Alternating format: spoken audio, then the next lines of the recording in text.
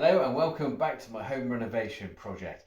In this video I'm going to be bending the pipework and attaching the radiator to the main hot water system and hopefully staying dry this time.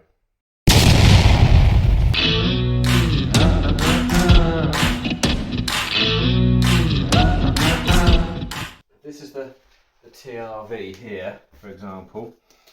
This is down here. As it comes out the bottom of the TRV, it wants to bend towards the wall, come down, and then it's going to come back out of the wall again and then join onto the hot water supply. Now if I can't get that bend, because that bend is definitely more important, and if they're too close to each other and my lack of skill perhaps and lack of knowledge can't get that, or the pipe benders itself are just too big and I can't get that bend in, what I'm going to do is I'll just keep it straight. And if you remember in episode 1 I said about these quick fit adapters. This is a copper version which is a permanent fixture, and I did say I was going to send it back, but I've hung on to them just in case I need them for this point. So the pipe will just go in a straight line, I'll cut it off where I need to, and it will just go straight into the back of the join, and then the TRV can sit on top of the pipework there. And in contrary to that as well, you may recall in episode 2 I said I was going to use these. Well, that was really stupid of me, because for a start there's no way that a TRV would ever fit on there at all. So let's get the box open, get the pipe benders out, see what I'm up against, and start bending some pipe work. Right. But on the other hand, you never know, I might end up doing a better job. Most likely not. Oh, wow.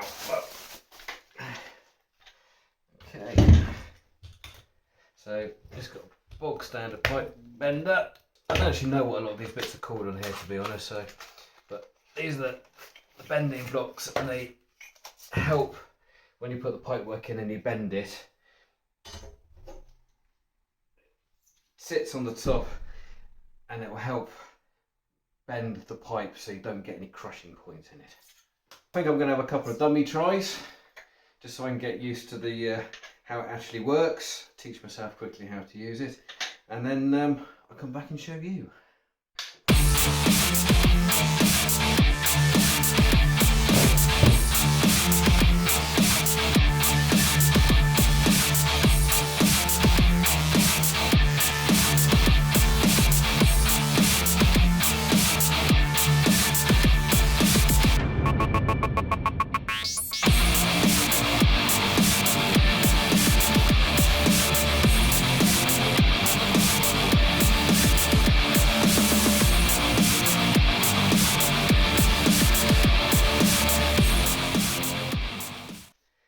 Now it's definitely more than 90 degrees, even though it said it would only do a maximum of a 90-degree bend.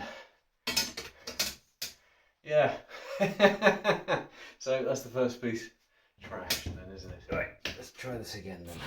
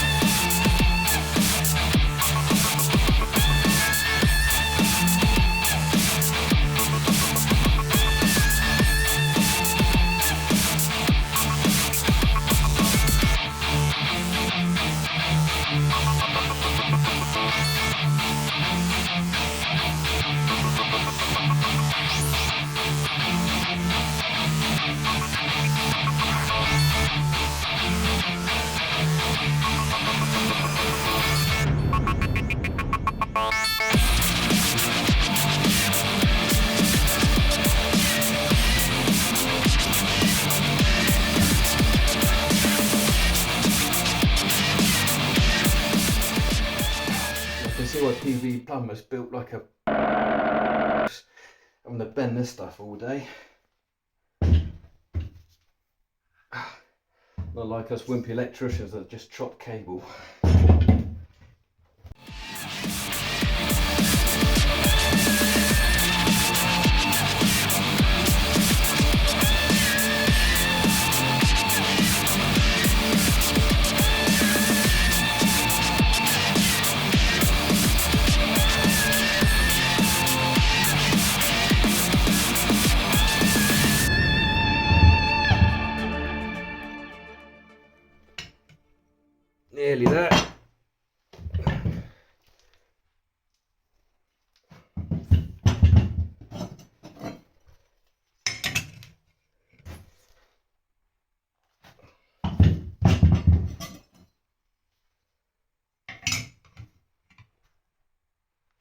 There we go, and that's got it. So, taking it back out again, open it all up, and then pull it out. And there we have my first 90-degree bend. The fact this is the first time I've ever done something like this, I think that's too bad, considering my first two trials were definitely not at 90 degrees. So what I need to do now is I'm going to measure the depth, mark out where the bend's going to go, although I'm going to try it on my piece of scrap first just to make sure I do get it right, and to check that where I measure is where it actually bends or how far I need to adjust it.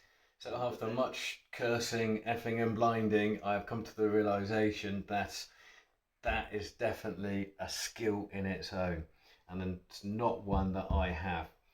And I can see straight away why using push fit connectors like this have become so popular.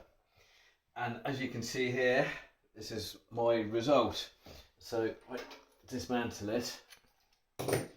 You can see I've used the copper push fit to make it all match, so it's all nicer. I've lined the tube with just a piece of scrap 20mm plastic tubing, so that when it goes in the hole there's no interference, there's no corrosion that can be created by the plaster, and also it will protect the plaster a little bit from the heat that gets put into the pipework for the heating.